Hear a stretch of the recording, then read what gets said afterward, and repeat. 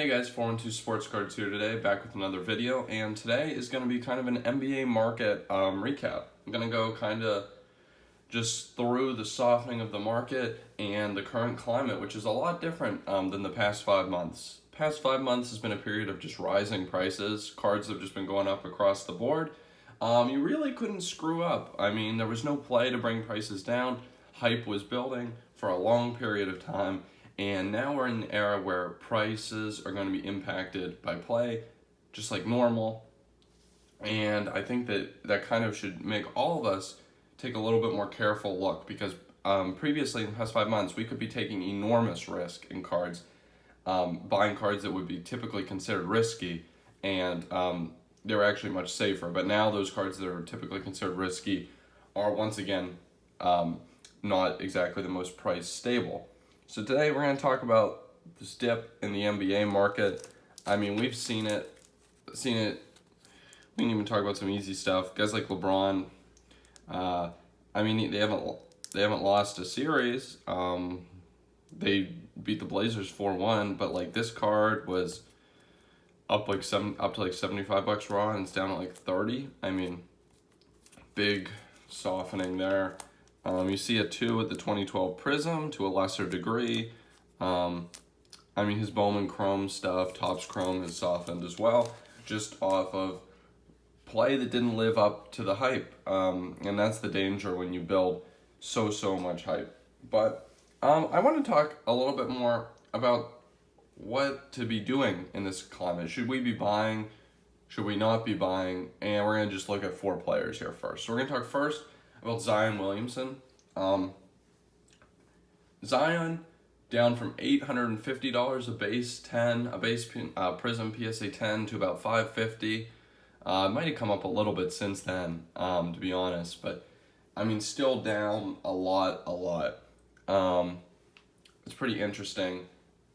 My personal philosophy, and you're going to hear this again about other guys, is that if you are a believer in the player, I think that this current market dip / correction is pretty dramatic. So for a lot of these guys, like Zion, I mean, what would that be? $300 out of $850, I mean, 40%. I mean, that's a huge correction. And if you're a Zion believer, I think now's the time to buy. Kind of spoil my conclusion a little bit here. But I think my conclusion about all this is going to be that the market is not fundamentally different than it was 3 weeks ago. I think that people are being very reactionary. And if you have faith in a guy, I think you can buy and even buy base Prism PSA 10s, because I think the market demand is going to be there, especially when we realize that, hey, in 2 months we're going to be playing another season. Like, it's coming soon. So I don't think that these prices are going to be suppressed for long. So it's kind of a move now strategy, in my opinion. But Zion's down quite a bit. I mean, obviously, low minutes. Looked a little lethargic out there, raises concerns about conditioning, which has been a continual issue for him. But yeah, I'm not a personal buyer on Zion, even at these prices. Career longevity scares me, and I know you can get hot, you can make a lot of money on cards, but I don't know. Personally, it's just injury risk too, just too much of a gamble for me. Next guy we're going to talk about, Ja Morant. You guys know I'm a little biased on Ja Morant. I'm a big Ja Morant fan. His Panini Prism base 10s have been chilling around $500 for a while, even after the Grizzlies got eliminated from the playoffs. Maybe a little softened, maybe like down like $50, but not much. Actually, what's really interesting is that when we saw like the market dip for him after they were eliminated from the playoffs, these cards softened hard. So these select silvers, we'll just talk raw, because there's more volume, or at least it's easier for me to see the sales prices. They were gotten down into the low 100s, I think, for raws on these, and they're currently up above 250 right now. So I think I can show you what I'm talking about here, that these dips can be fast. Can dip, there can be shorts panning, but there are a ton of people with money in this hobby who look at that and are like, yep, that's a steal, like, and they just scoop it up, and then the prices should rebound. I think we've seen it time and time again that it can be volatile, and what we all know as investors, what you should know as a stock investor, is that in periods of volatility is when investors do the best. So in periods of volatility, you need to be able to be strategically bold when the market is down and capitalize on returns. Another one, this one's really interesting to me. Jason Tatum. We're kind of getting into some different price reactions. Like Zion went down a lot, Ja not so much. Tatum is soft right now, even though he's still going. I mean, so these are selects. I've been buying these for a while. I think I have 4 of them right now, but these were around $65 to $70 2 weeks ago maybe, and are currently, I mean, they came down into the low 50s, which is a pretty steep decline for someone who's still playing and is tied 2-2 in a series right now with a decent chance to advance. I just think that's really odd. I don't know I'm necessarily a buy on Tatum right now because I fear a fate like Zion or Ja, and I see that in the short term we could have prices fall. If you own Tatum, it might not be a bad time to get out unless you think they're going to win the championship. But interestingly enough, I don't think we've seen a lot of price bump ups from the bubble or from bubble playoffs, aside from guys like Jamal Murray or maybe like Kawhi Leonard. This gets down to the final example I wanted to bring up, which is Luka Doncic. We all know the base Prism PSA 10 Luka. I don't have one. I actually bought one, but it's in the mail. But so right now we're going to use this, also in 2018 Prism. But they were up at like 2,200, maybe start of August. Bubble hype. Bubble hadn't happened yet. And after Luka got eliminated, they fell hard, and very hard. Right now they're sitting at maybe 1,300 to 1,500, closer to 1,300, 1,400 range probably. I don't get this one. I know what I'm doing right here apparently is I'm just giving you my investment advice on Zion, Ja, Tatum, and Luka, but do with that what you will.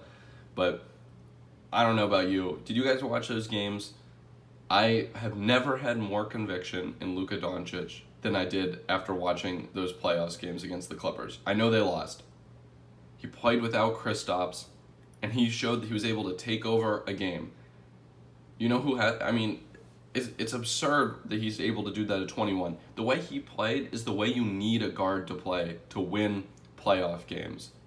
He was just on a team that was well overmatched against who I think is the title favorite in the Clippers. But he just looked, the way he dominated the game out there against a great defensive team. Mind you, he was playing against Kawhi Leonard and Paul George. That's absurd. I don't know. Personally, I got one below market, a PSA 10 Prism recently. I don't think I don't know if I have conviction in any young player as much as Luka. Especially now with Giannis having some playoff troubles, I think it's clear that Luka is the preeminent guy that I have the most confidence in who's young. I mean, you know me, I buy LeBrons and stuff, but I think for my young guys, I'm going to be buying Luka's because, I don't know, it's fun to watch him play. Anywho, just get down to my philosophy. I told you before, the market correction, I see no fundamental changes in the market. I think it's a correction, and I think that in cards, these corrections can be fast and swift, and I would recommend thinking through your buying strategy, thinking of how low you want to watch cards prices get, and if they start to rebound, I would probably be on the lookout to get in. Final point for you guys before we wrap it up is this. I think that what this period of market correction has been for a lot of people is a lesson in risk. We're seeing that the cards are volatile. 30 to 40% off your assets, if you're talking about these cards, in a matter of weeks is an insane price drop. Personally, for me, it came as a little bit of a shock. Now, I wasn't terribly overinvested in stuff that I didn't want to be in, modern that I was uncomfortable being in. But I think it showed me that for someone who is trying to mitigate their risk, it doesn't hurt to transition some money into vintage. I've always held money in vintage baseball, but example, getting a little bit into vintage basketball might be something I pursue in the coming months, just to help level out my portfolio so that as this market in modern dips hard, as it's been known to do, I've got my risk kind of mitigated. Anywho, sorry it was a little longer than I expected. If you guys could like this video and subscribe, I say it now at the end of every video, I should say it at the beginning if I want more people to do it. Please like these videos. It really boosts my morale and gets me excited when I see that people are liking my videos. So it makes a huge difference to me. It gets me excited. And anyways, I'll catch you next time.